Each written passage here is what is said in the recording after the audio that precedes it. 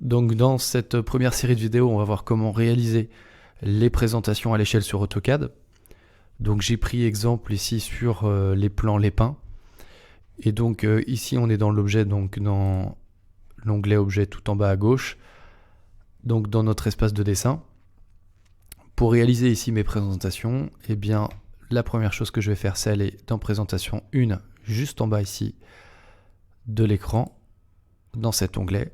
Et la première chose que je dois faire, c'est de configurer le gestionnaire des mises en page afin de paramétrer le pilote d'impression et le format aussi de la page.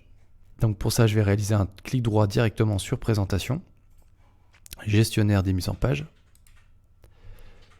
Puis ici, là, je suis dans présentation 1 et je fais modifier. Je vais choisir mon pilote d'impression. Donc là, il va falloir choisir le pilote. Si vous souhaitez imprimer sur l'imprimante du CRP, eh bien vous choisirez la Canon. Sinon, là pour l'exemple, je vais choisir Microsoft Print to PDF pour l'exemple. Et ma source, je vais choisir un format de papier en A3.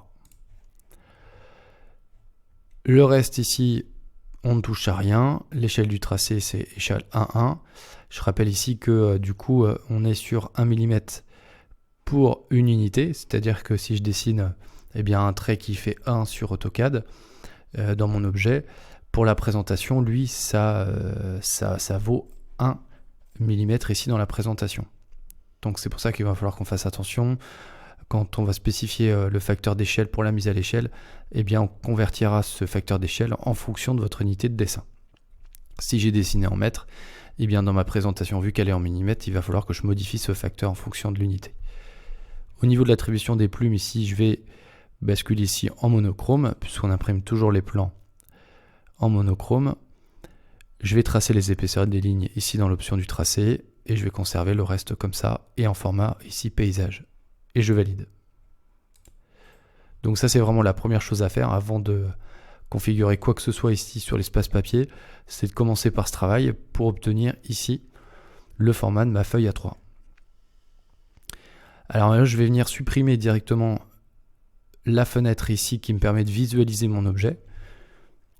Je la supprime pour une simple et bonne raison, c'est que dans l'onglet ici présentation, quand je clique dessus, et que je me rends sur la partie ici rectangle qui me permet de créer une fenêtre, et bien en cliquant dessus, je peux évidemment spécifier ma fenêtre en haut à gauche et en bas à droite, mais elle est un peu calée de façon aléatoire. Donc ce que je préfère faire ici,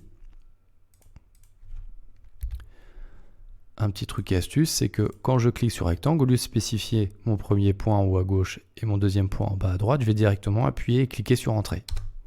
Et automatiquement, ici, ma fenêtre va venir s'adapter en limite d'impression par rapport au pilote que j'aurai configuré. Une fois que j'ai réalisé ça, je peux basculer de l'espace papier à l'espace objet en double-cliquant à l'intérieur ici de ma feuille. Donc on voit bien ici que la fenêtre autour est passée en gras et même ici en bas je suis passé dans l'objet. Si je double-clique à l'extérieur, c'est-à-dire dans l'espace gris, je reviens sur l'espace papier. Donc ça, je peux naviguer entre les deux, soit en double-cliquant comme je viens de le faire, ou soit en utilisant ici la barre d'outils. Donc là je viens de passer dans l'espace objet. Donc quand je fais un zoom, eh bien, c'est là que je vais régler justement directement mon échelle. Je reclique ici, je passe dans l'espace papier. Si je bouge ma molette pour faire un zoom, c'est l'espace papier qui du coup est modifié.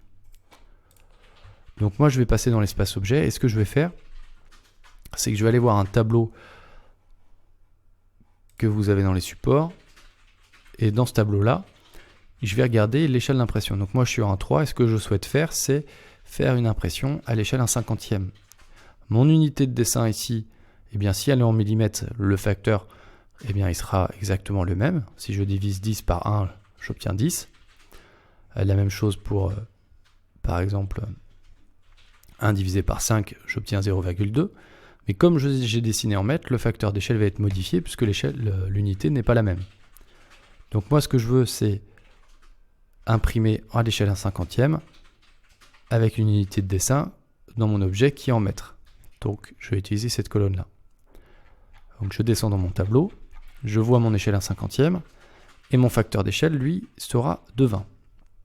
Je vais rajouter XP derrière pour que du coup l'échelle soit adaptée à la taille de la feuille A3 et non pas au cadre et à la fenêtre que qu'on a placé tout à l'heure. Donc je suis bien dans l'espace objet, ça c'est important. Je vais taper Z entrée et je vais taper mon facteur d'échelle à l'échelle 1/50 qui est de 20 XP.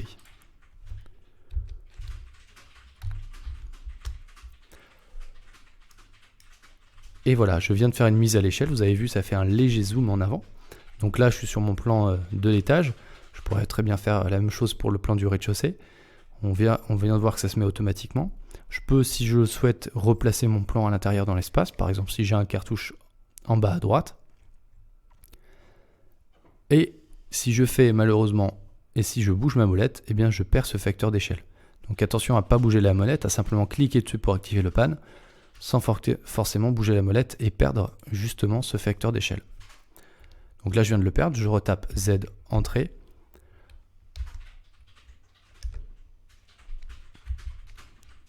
Z entrée, 20 XP et entrée. Voilà, je viens de le récupérer.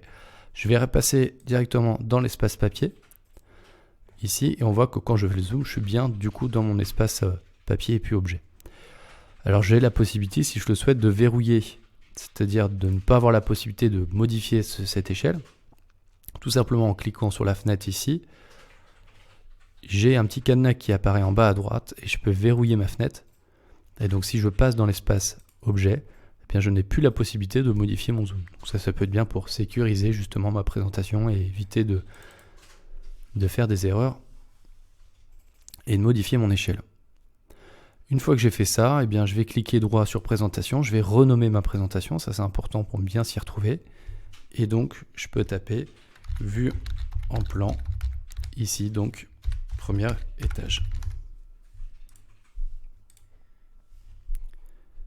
Voilà, c'est tout pour les présentations.